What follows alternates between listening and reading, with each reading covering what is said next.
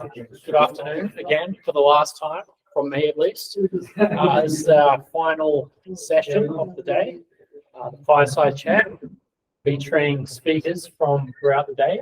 On the left, we have Patrick. Next up is Kelvin. Come on! Then Katie. And finally, Geshan. And is moderating the Fireside Chat is organizer Devin. Hello.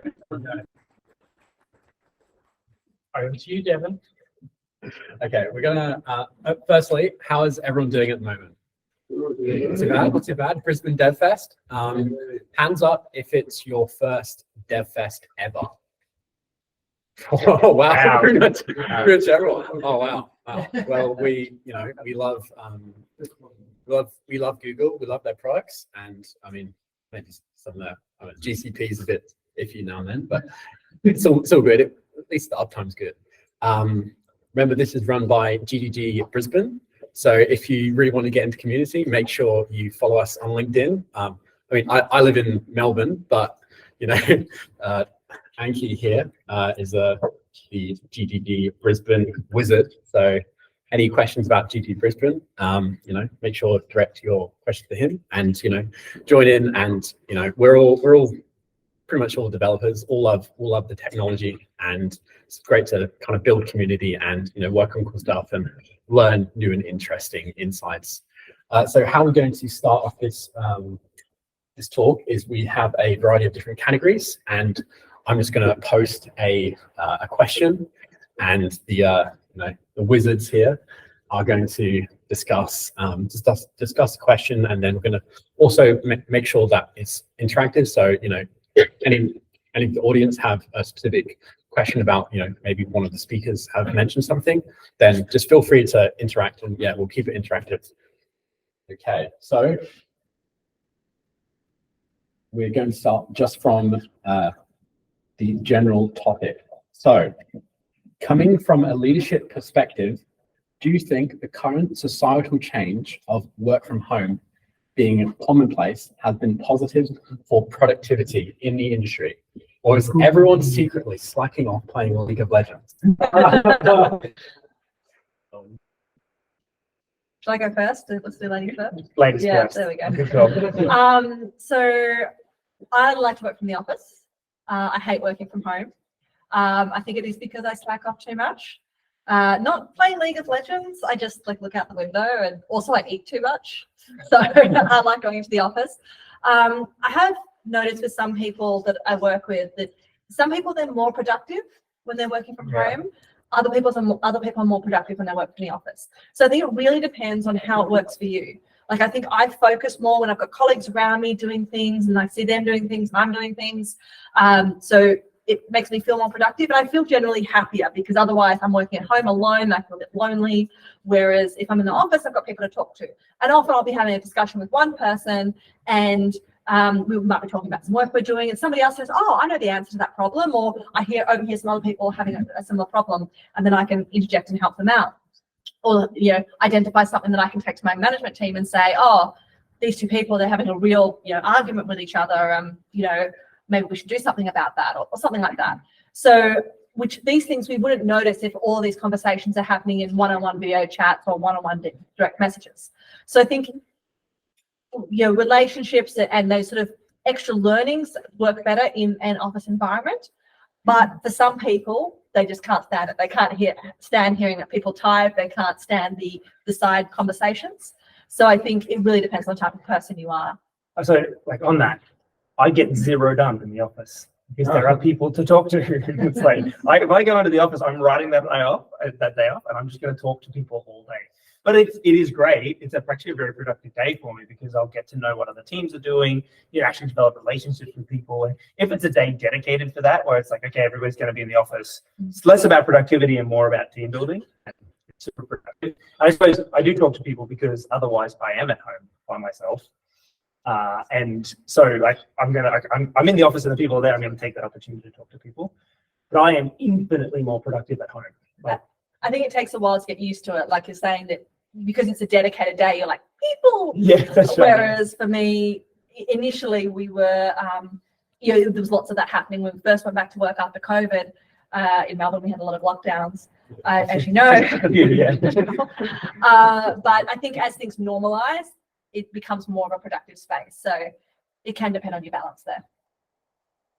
Whereas I'm the total opposite. I'm really, really productive in my 2 days in the office. And I got to be careful because my employer is probably going to watch this. But I really enjoy the afternoon nap at home. I'm the sort of person where I'll burn really hard through the morning. I'm just like, okay, it's time for that nap and I can get back to work later. And I generally end up just working late into the night anyway.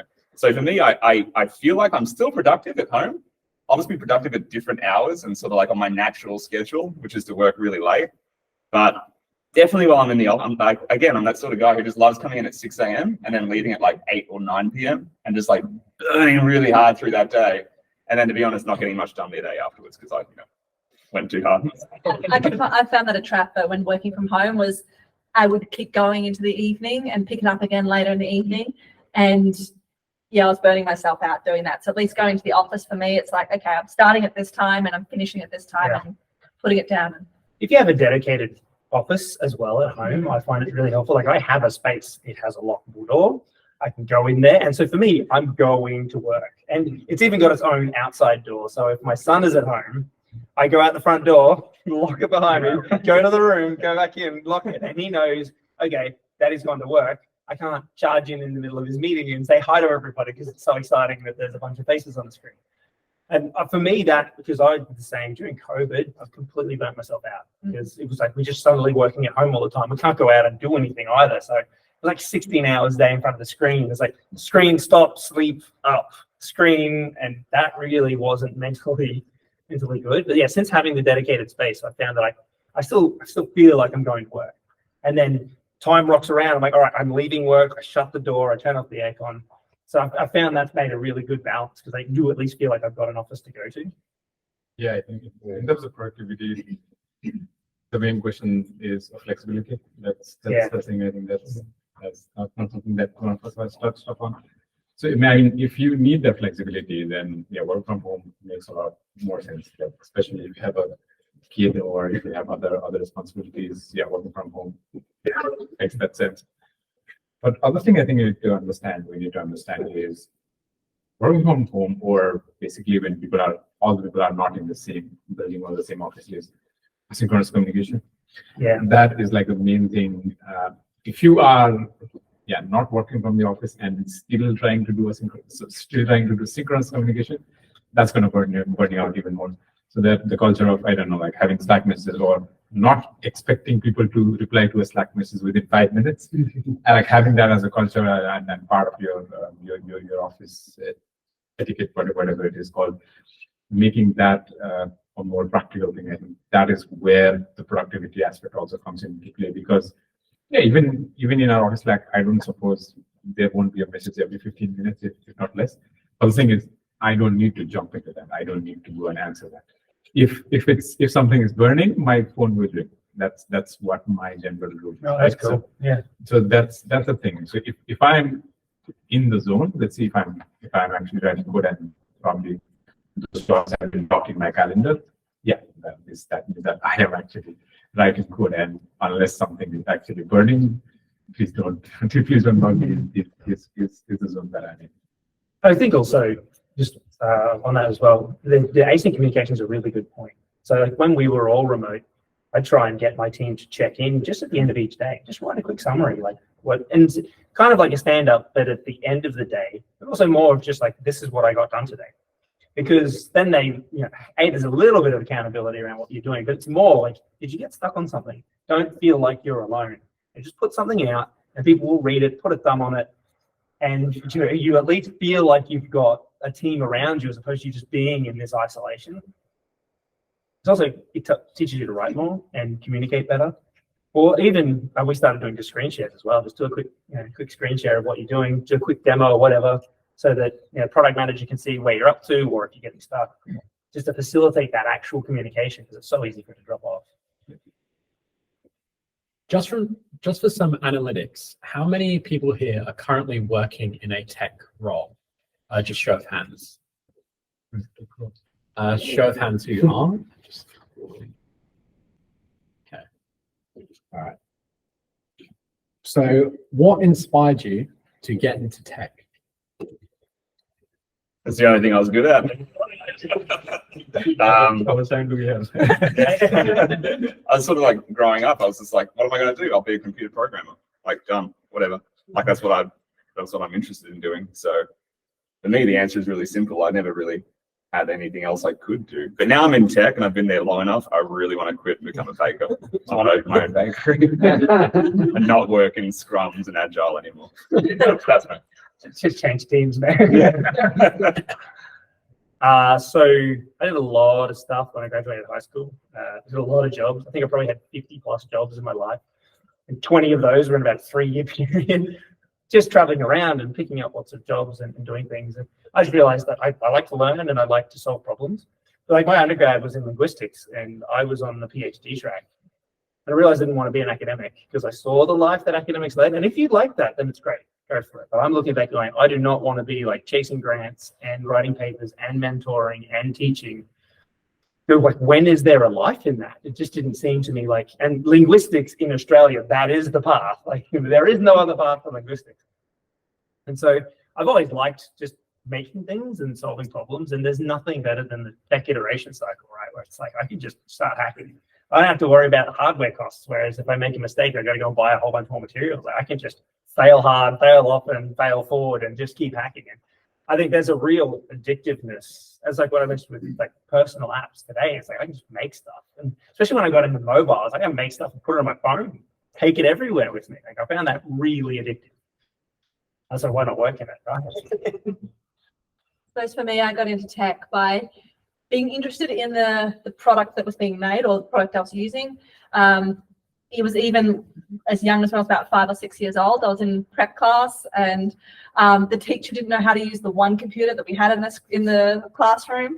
And what does this thing mean? And I worked it out. And so that was like cool because I could then use the program.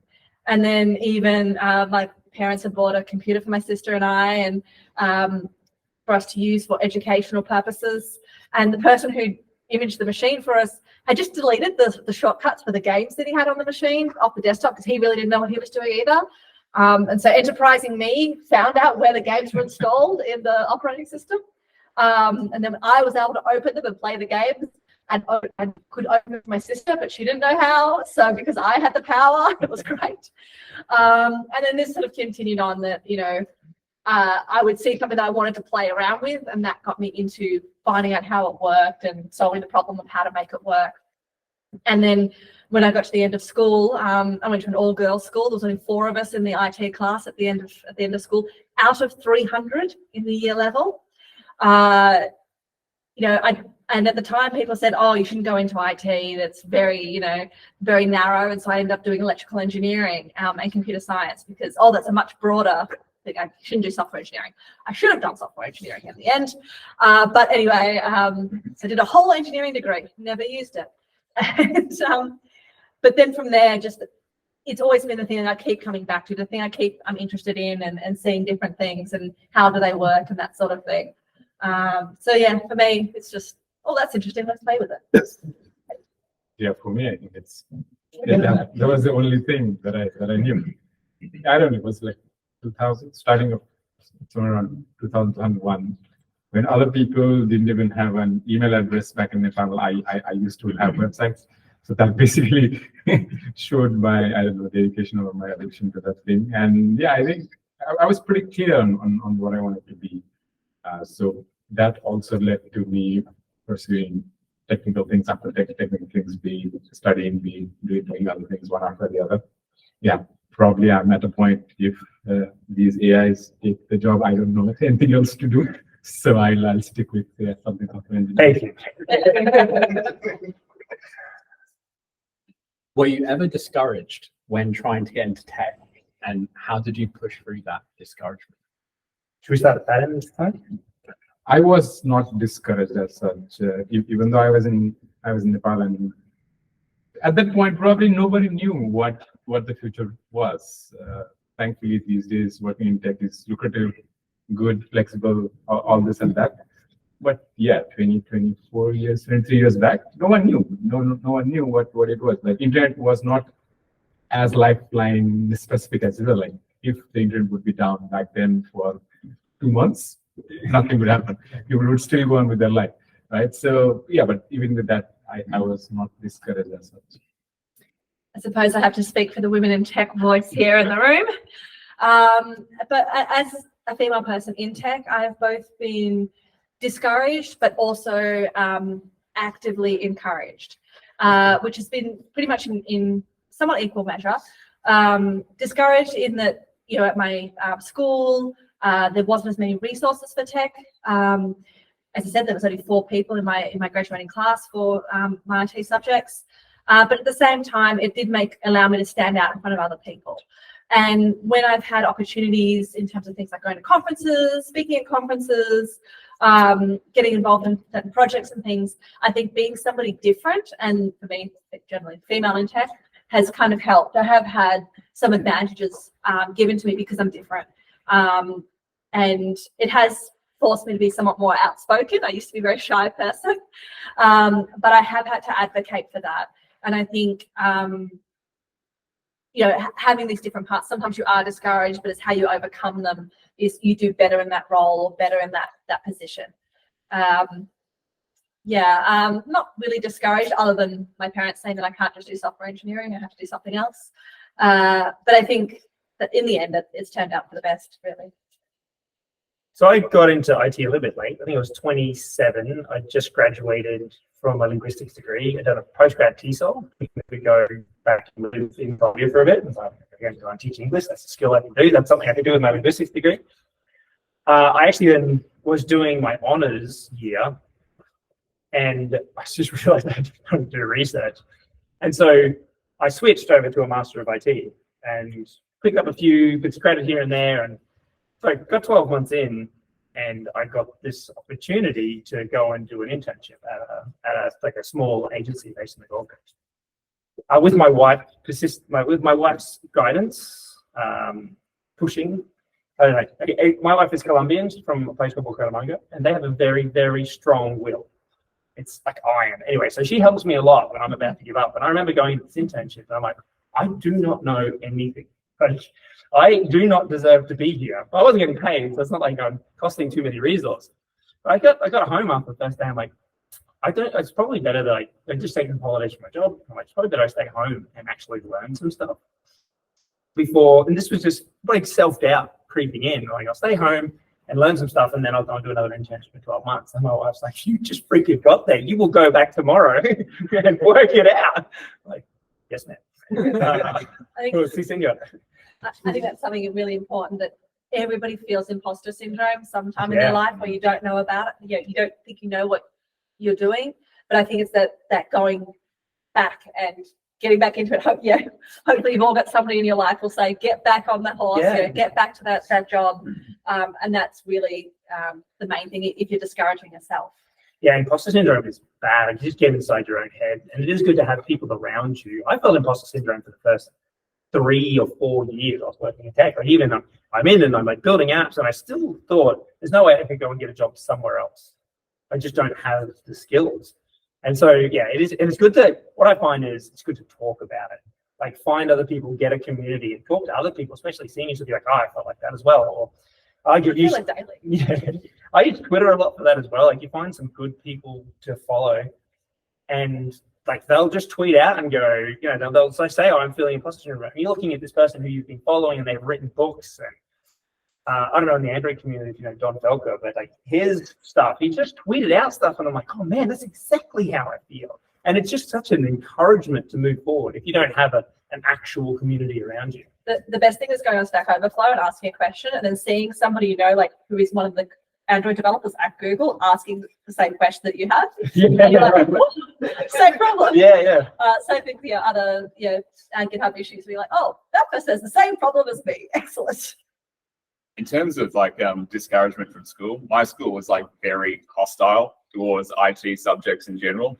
the point where they had like IT, but it was like Excel sheets, that sort of thing, you know, sort of what you expect. And they had programming, but it was only an elective for year 12. Only year 12ers can do it. And so by the time I actually get around to year 12 and I try and pick programming, they decided they're no longer going to offer that, and instead they're going to switch it to dance classes. And I was just like, are you kidding? Like, they built a dance studio with like the mirror and, you know, the thing and all the things like that. It's like, why don't you just do dance instead of your elective? I'm like, it's not really what I had in mind as a career. Did you do the dance? Yeah. I still can't dance. I refuse to dance. But yeah, so I started going to TAFE externally instead, and eventually going into university and just being amongst like-minded people like Kelvin was a huge eye-opener for me. And it's been like, okay, actually IT is not this like black sheep thing that I keep getting told it is by, you know, like teachers and adults. It's actually like a pretty cool subject and you can do some really cool stuff. Yeah, so, but also on the topic of imposter syndrome, it's like the silliest thing. And almost every time I went into a company, even recently, I went in there thinking, there are people here who don't really want me here. And that's just like so stupid. Like, when are you hiring somebody new and you're not looking forward to having someone extra on the team to help handle the load, right? People are going to be very, very happy that you're coming into the team and helping them with their products as well. Like, don't feel imposter syndrome. Maybe act a bit more polite than you normally do, just in case your brand of humor is a bit off. Speaking from personal yeah, I ease them into my humor. But yeah, definitely, it's a silly feeling. It's a silly feeling. It doesn't mean anything. You're definitely not an imposter. What are some strategies to deal with imposter syndrome specifically? Alcohol. But like again, On the job. Yeah, within the confines. I like working from home. We were having afternoon naps. Just getting to know my coworkers really helped me as well, like a little bit. They say you shouldn't be friends with your coworkers. I think it's kind of silly, but yeah, Just it's that. like Those people are wrong. he's my best friend. There you go. And we worked at the same job together. So yeah, for me, just like getting to know them and like what they're interested in, etc. They'll often open up to you a little bit more and be like, no, we're so glad that you're here. Like there's all these problems. We're looking forward to getting you to help solve them, etc. For me, that helped a lot. Yeah, like I mentioned, community is a big one, and like picking the right people, like right mentors. If you don't have a mentor in your organization, like finding the right mentors online that you can potentially follow, and that really helps. And honestly, watching talks at conferences as well, I find, because you'll just see people like in talks, they'll be obviously like generally quite confident in what they're talking about, but they're also quite open and they'll share their difficulties or why they've come up with something, and it just makes it all feel so much more approachable. Like these aren't mythical people that have mythical, magical coding powers. They don't have to touch a keyboard and like code just materializes. They'll talk through their thinking process, and you're like, oh, that's how I do it. Yeah, I think for me is don't be afraid to ask for help, even though it does make you look, you might think it makes you look less knowledgeable or smaller or younger. It's more that if you can go to somebody and you say, oh, I don't know how to do this. I can't do it. They're going to be like, oh, you don't have enough skills. But if you say to them, I don't know how to do this, these are the things I've tried. Or I got this far to this point, but I don't know what's the next step. Then that tells the person that you're asking help from that you've already thought about the problem. You've considered it. You've tried a few options, but you just haven't got to the final step. And they might say, oh, you just missed something right there. Or, go check out this webpage. This will help you. And even though you're admitting that you don't know what's going on, it is way better than that person that, especially if they're working from home or working in a different office, that sits there for 3 weeks and doesn't ask anybody anything, and then gets the end of the 3 weeks and you're like, so where's the thing that you need to build? And they're like, I don't know, I didn't do it, I couldn't do it. And that person may have been feeling the same amount of imposter syndrome as that person who's come to you every day with like, oh, I have a problem, I need to fix this. But the person who's come every day to ask for help has made progress. So if you can make that little bit of progress, even if you're not feeling like you're the best coder in the world or you're not feeling up to the job, if you're making a little bit of progress, you're doing way better than someone who's just sitting there in silence. So basically, imposter syndrome is like headache. Everyone has it. You have 2 years of experience or like 20 years of experience, you still have it. It's just the degree that you have it varies. So the sooner you make friends with it, the sooner it's accepted. That's the way to get out of it. And then, yeah, the things that these guys have said are the things that will make it easier or faster to make friends out of it. Having a community or having like talking with people like you, having a mentor actually it helps not only with that but other things as well. But as I said, it is universal. Some people will show it, some people will not, but everyone will feel it. It's just making friends with it, dealing with it. I mean, the issue will be if you are the smartest person in the room, you're in the wrong room. Yeah. Else, you're fine. That's it. Jumping off from the mentoring, have any of you had mentors, and how do you find them out? How do you seek them out? Mentors, I don't have an official mentor as such. I am looking for one, but I have not been able to convince anyone at this point. But yeah, I think but generally, I think it is a good idea to reach out to people, especially in terms of mentors. Anyone you see is probably 5 years ahead of you, basically, where you want to be, and that person is already in that space right now. Try reaching them out. I don't know. I don't suppose it has to be a big commitment. Probably 30 minutes every month would be a very good point. Like mentors, coaches, depending upon what you're looking for. Basically, they at times just need to ask you the right questions, and then things click for you. So yeah, I have kind of mentored some people, but I haven't had mentors myself. I am looking for one. If anyone is happy to be my mentor, I would be happy to take it. I've had mentors over the years. I don't have one currently, and also I am kind of looking for somebody. But I've had them for very specific things and for just short periods of time, and that's totally fine. Where I've been, aiming for something particular, like to become a GDE. I had a mentor for a while just to get up to the right level. I've had mentors when I've been taking other career journeys or tech steps, and it's served the purpose during that time. I mentor a couple of people at the moment, and they're more long-running things, but it can be either thing. And the person that is your mentor doesn't necessarily have to be ahead of their career journey, or it doesn't have to be the next level up. It can be somebody that you just want a different perspective, because that's what the mentor's providing, is a different perspective. I've even heard of leaders and C-level people having mentors that are much, much lower in the business for them because they want to be mentored in their leadership. So they need somebody else to repeat back to them those questions and ask them, why did you do something in that way, and things like that. As far as finding a mentor, if you are inspired by somebody, go and ask them. All they're going to do is say no if they can't do it. Some might say, yeah, let's have a chat about it. If you don't ask, you don't get, sort of thing. But that being said, there are also professional mentoring organizations. I can't remember what, Mentor Loop is one of them. There's a lot of women in tech mentorship groups as well. And you can reach out to these groups and they will pair you up with somebody who can help you. That's a way of doing it if you don't see something naturally.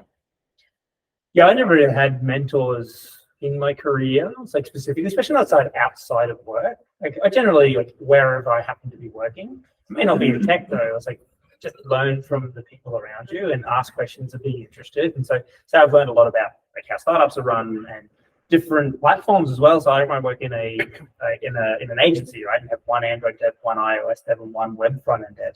And just being willing to put your hand up and say, it doesn't matter if I have more experience than that person, if they've got a completely different knowledge set. And just spending a bit of time in their environment, you can learn so much from them. So, but that's always really been in a work context. And even just the fact that it's been brought up as like having a mentor outside of work context, like, well, that's a really good idea. I've never even thought of that.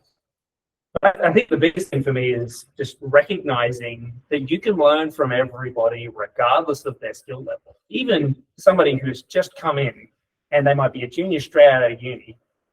I am always surprised at the different perspective that it brings. Or I might have ruled out some idea just offhandedly because you just don't do it that way. And a junior will be like, well, why don't we just do that? And then you actually think about it and you're like, well, that'd be the simple thing to do and it's genius. Let's do that. And it keeps you humble and keeps you learning from yeah, again, like because you get set in your ways after time. So I think that's been the biggest thing for me is like you can learn from everybody and always remember that because it's easy after you get into a position and where you're like in the management or you're in a CTO role, and then you suddenly like, oh, I know everything. It's like, no, you don't. And the best thing you can do is learn from everybody around you. For me, I've definitely had mentors before, especially in startups. It's very normal to have a mentor. You are. Yeah, you're welcome. I talk everything about programming, by the way. For example, when I was running my startup, our VC assigned us a mentor. And so my mentor was like a very slick resume. He was an executive at Apple on their board at the time when they rehired Steve Jobs. And then Steve Jobs immediately laid him off. So he was able to teach me a lot about things like corporate governance and about boards and how they actually operate, which is fantastic.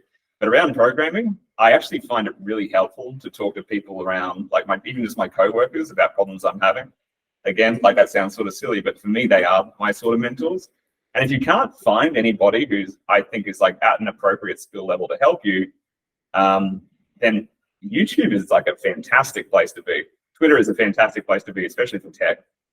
Watching these videos and these sort of like influencers on there and them talking through the problems they had, like doing engineering at Netflix, for example, are fascinating problems to listen to. And you realize, wow, these guys are really, really smart. And kind of frankly, their opinion like really influences my own on what to do.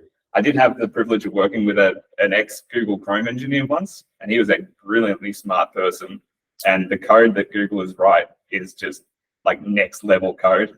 Like shout out to Google at DevFest. Sponsor. But they also sometimes they have this like sort of like annoying little thing because they know how to be a mentor. Google will train them up on how to mentor other people as well. So they'll respond to every question you have with another question. So I'll be like, how can I check if a video has actually got like, loss in its quality compared to the original? He would say, the first question you have to ask is the video a good one? I'm like, what? What does that even got to do with it?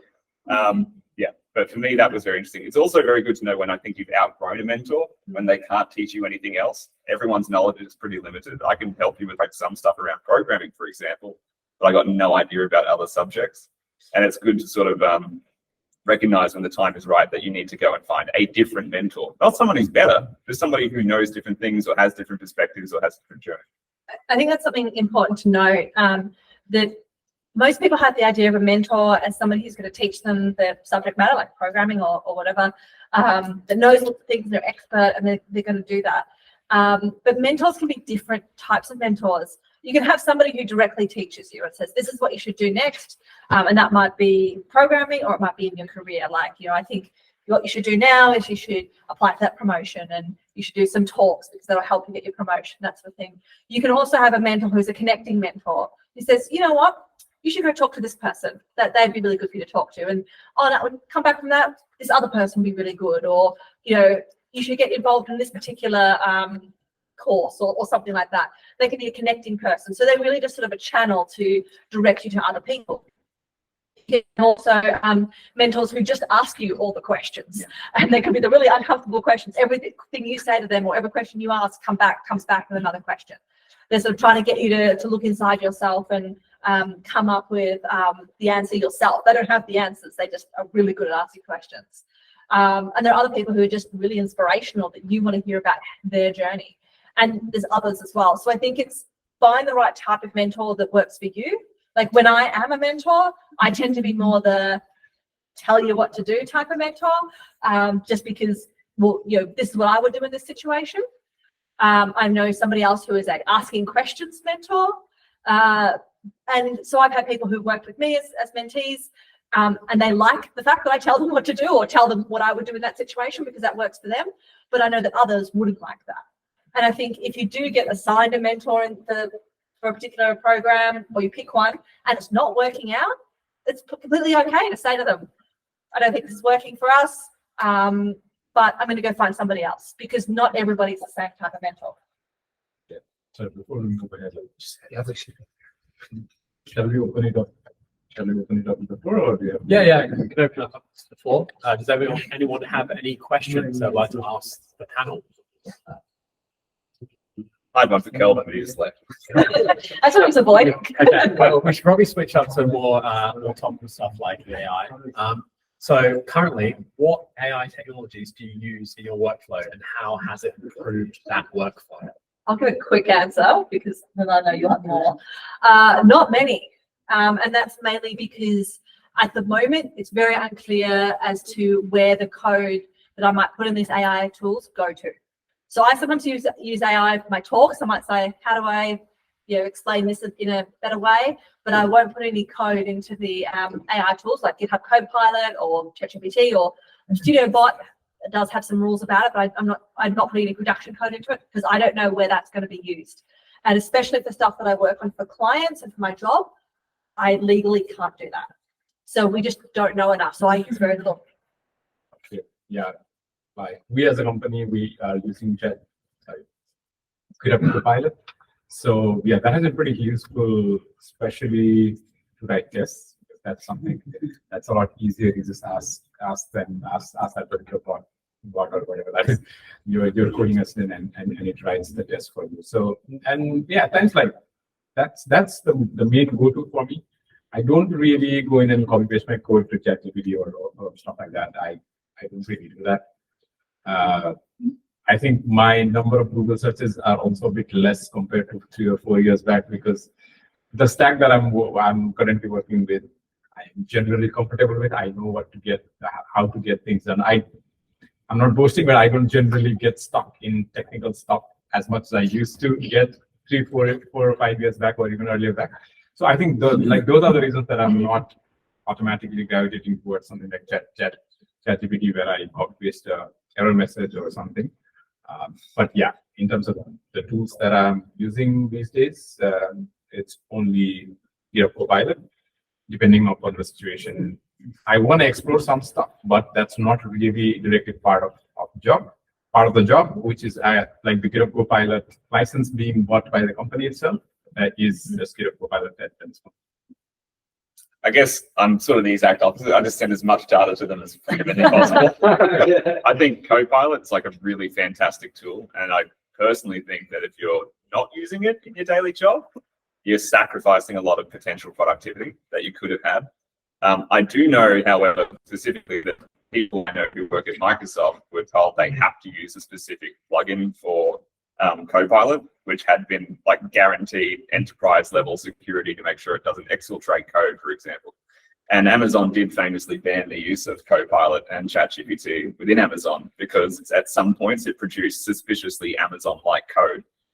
It's like probably no secret they are really actually training off your code and then using that to make their tools better.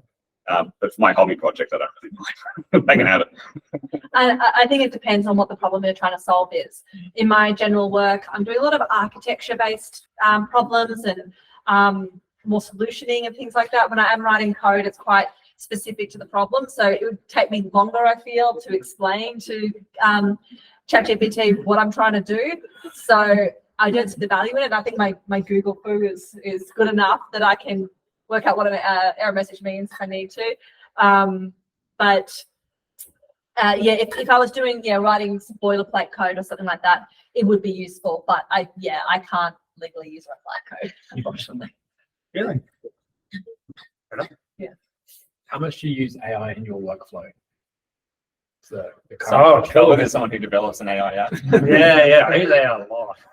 So for me, the greatest thing that ChatGPT did for me is fix iOS build errors, because like the iOS project file is just horrible, and the output errors, or like C++ compiler linking messages that I'm trying to get a C++ library into my iOS project.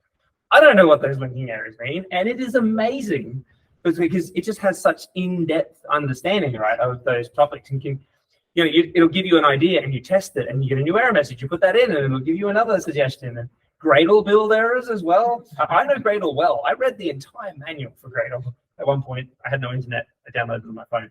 Anyway, and I'm pretty good at Gradle, but even then, sometimes you get some really weird exceptions. And so for that kind of stuff, ChatGPT is amazing. But I probably use ChatGPT 10 times a day. And you're right, sometimes trying to phrase the question to get a decent answer back helps you solve the question. But also, so recently, I haven't done CSS in like 12, 13 years.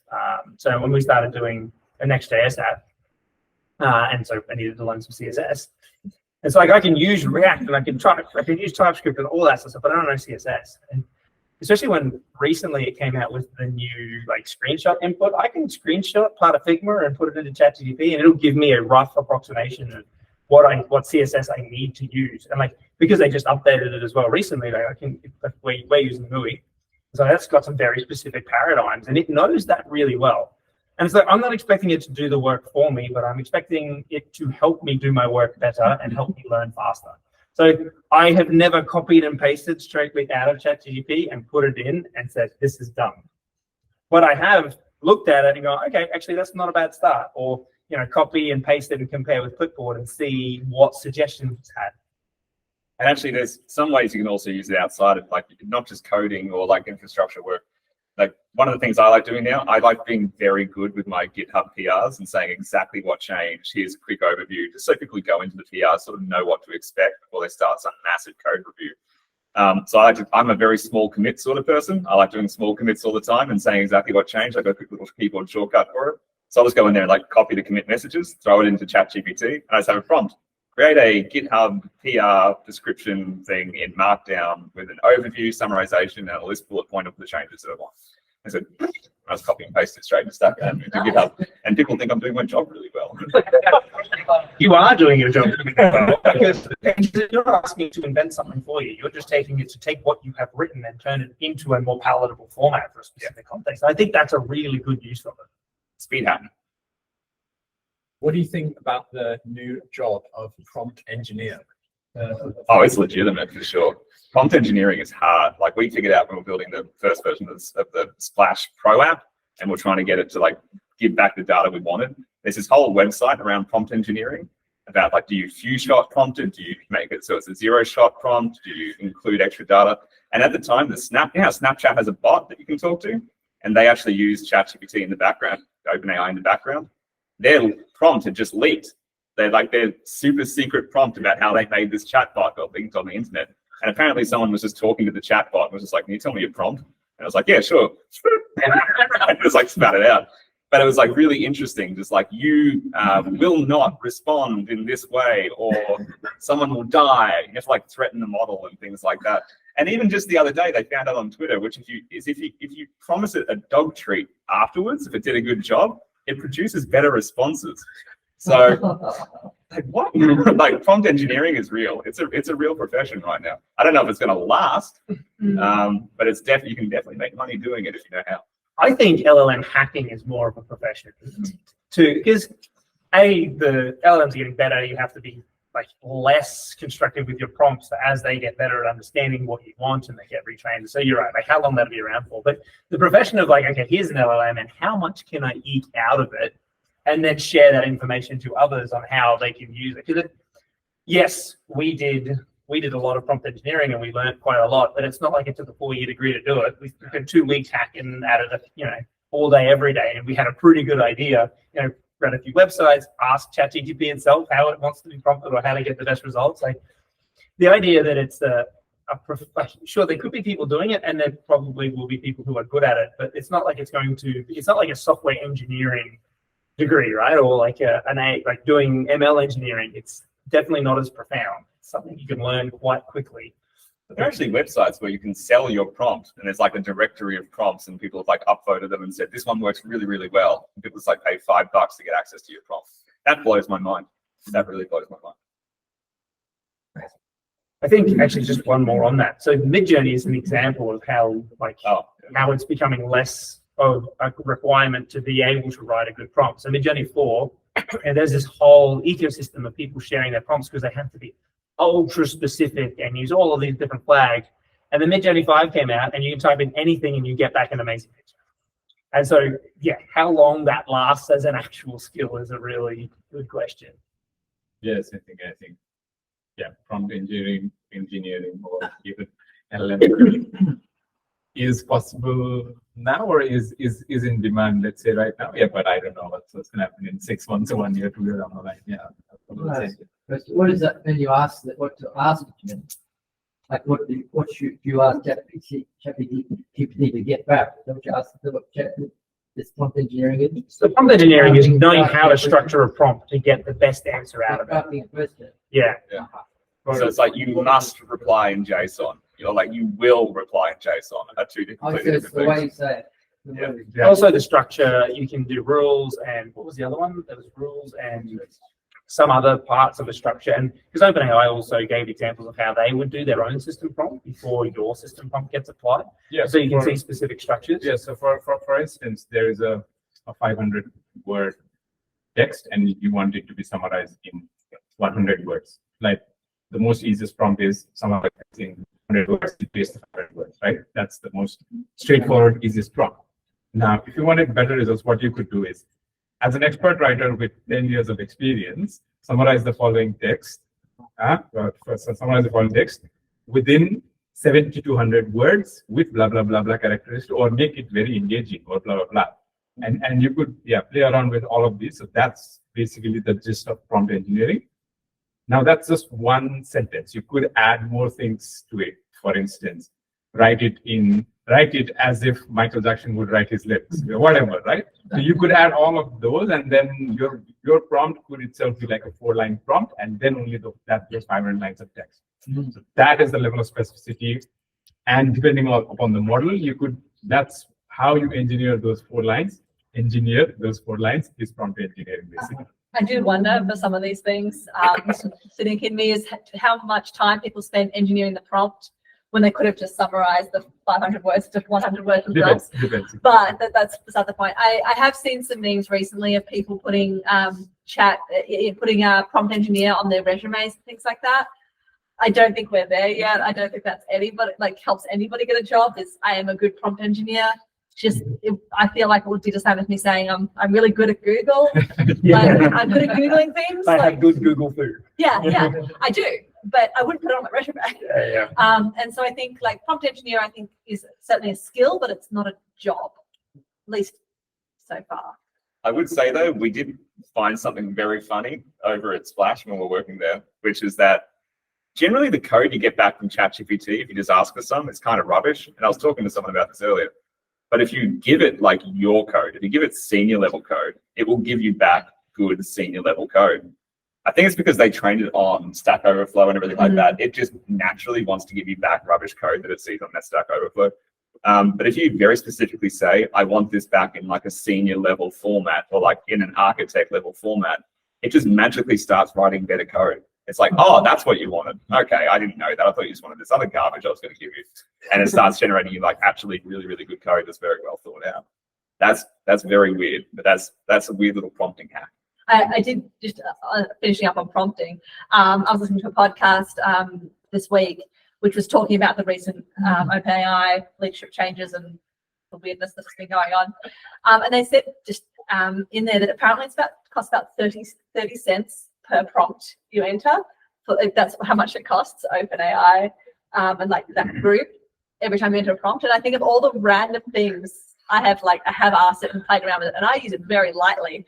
Imagine how much it's actually costing and how much money they're losing from some people who really get into it.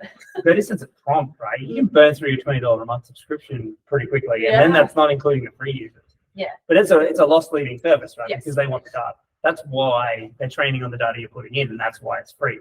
Because they're collecting more data to retrain on. Just think every time you put in a rubbish prompt, you get rubbish answers. Oh, well, bye 30 cents. I think it was 30 cents first. I had an experience also with this in the university. We needed to have a discussion with an LLM. I decided to have this with ChatGPT. And all the discussions I wanted to create with ChatGPT was garbage. It was really difficult. So I asked ChatGPT how could I prompt in order I can receive a good answer. And in fact, what I received was, he told me the way he wanted I structure my prompt. It's about what do I need, what is the previous information that it could use, and what do I need, the way that it needs to structure. And what I received was totally different answer. So if I in this situation, ChatGPT help me to to make a header prompt for itself. I suppose it sort of goes back to what I mentioned earlier about if you're asking help from somebody, don't just say, I can't do it. Yeah. Say what you've tried. And I think ChatGPT is responding the same way. Like, tell it how you want the answer and what you have tried and what context you can. Don't just say, give me something, because garbage in, garbage out. Yeah. You actually have to give it structure and give it some non-garbage to get non-garbage out. And so if you ask it to write you something, it'll all have the same tone and it'll sound very ChatGPT. Whereas if you tell it that you want it in a specific style or a specific tone or in the style of a specific author, it knows well, you get a completely different response, which is much harder to tell. I talk to teachers and they're like, it's so obvious it's ChatGPT, and I'm like, just hope they don't find out that they can say, write it in the style of Jordan Peterson or something like that, and they'll get a completely different article back. What are some more obscure AI models? Every single person here knows about ChatGPT. Maybe they don't know about Claude. Kelvin, in your talk, you talked about Whisper. There's like Maestral, there's Hugging Face. Now Gemini. Exactly, now Gemini, Google's attempt. What are some more obscure ones that are actually insanely valuable and have great potential? I think before that, I guess you should go to the basics. So you should first think multimodality. So LLMs are text in, text out. And then you have other things where it's image in, text, right? Text in, image out, text in, video out, image in, image out. So probably understanding that thing, and then there are multimodals like Gemini and others as well.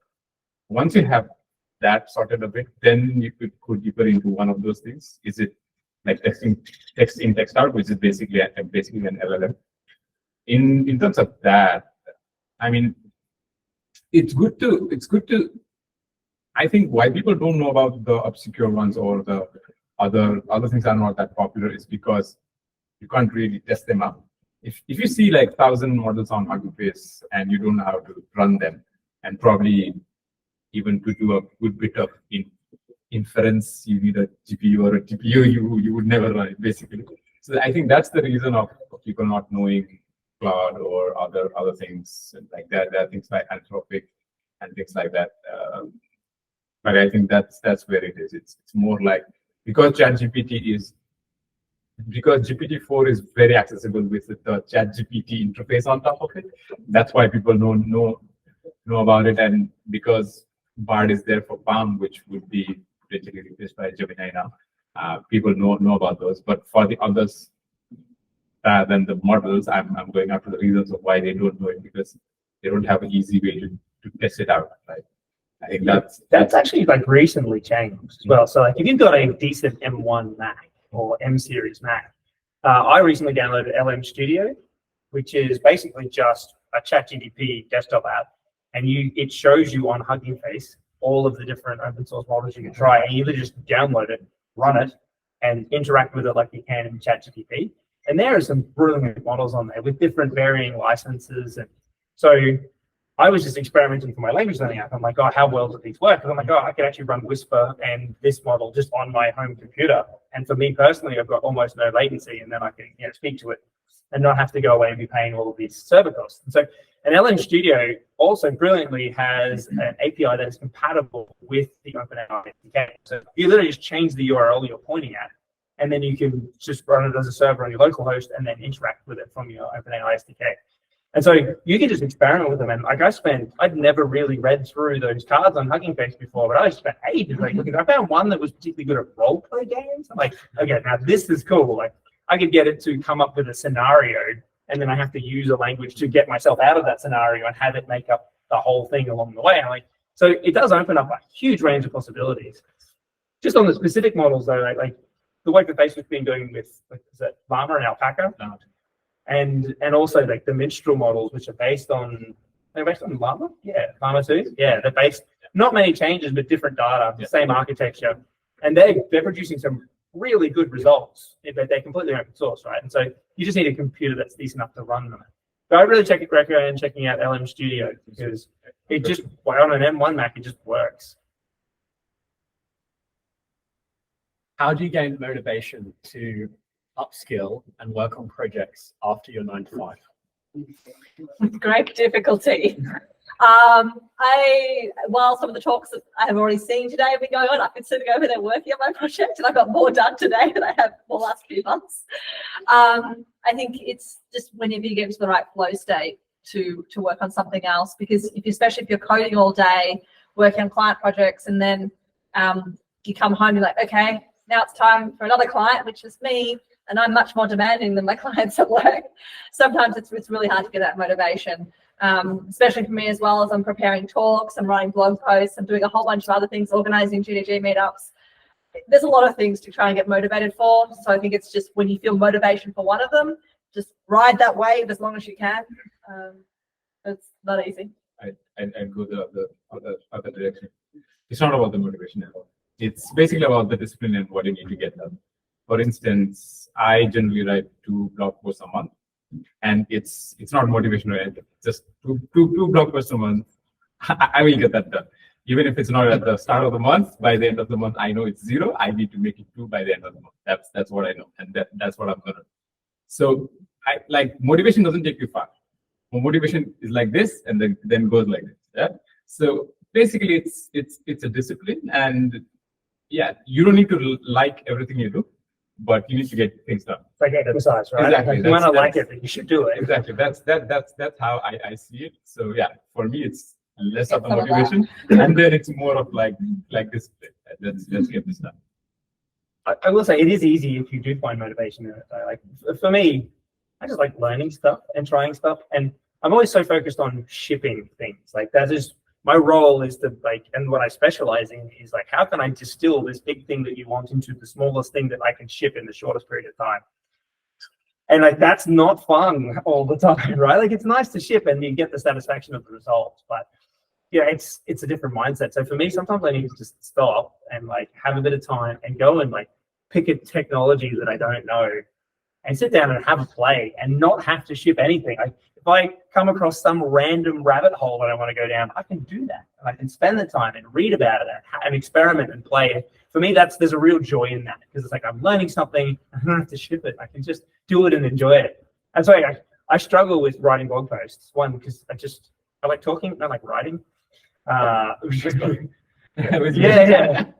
But when you're doing that exploration with a blog post in mind, again, you're still having to ship something. And so I just find that I just enjoy that. It's like, okay, just give me some new technology I can play with. And you know what? I'll come out of it. I'll know a little bit more. I'll have a different perspective, because it might be a new language that I've never used before, or a new framework I've never used before. And I may never touch it again.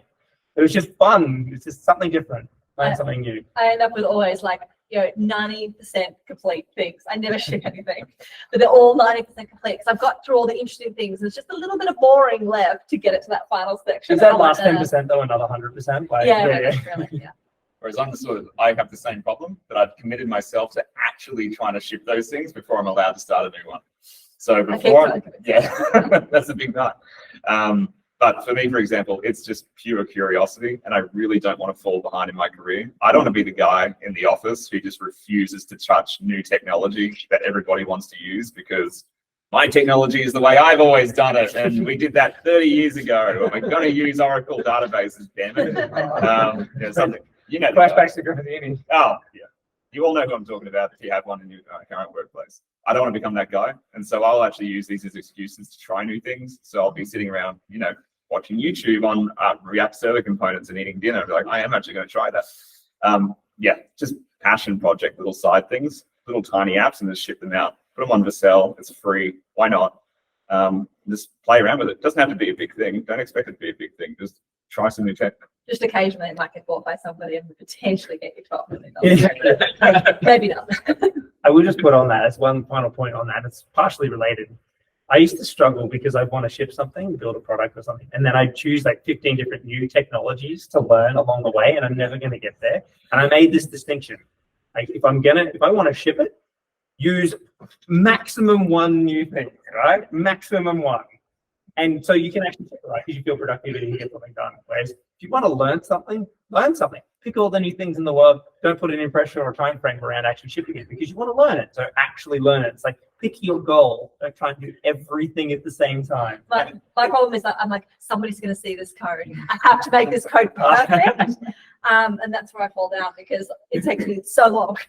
And it's super upskilling too. Like I got one project in Superbase because I just wanted to try Superbase.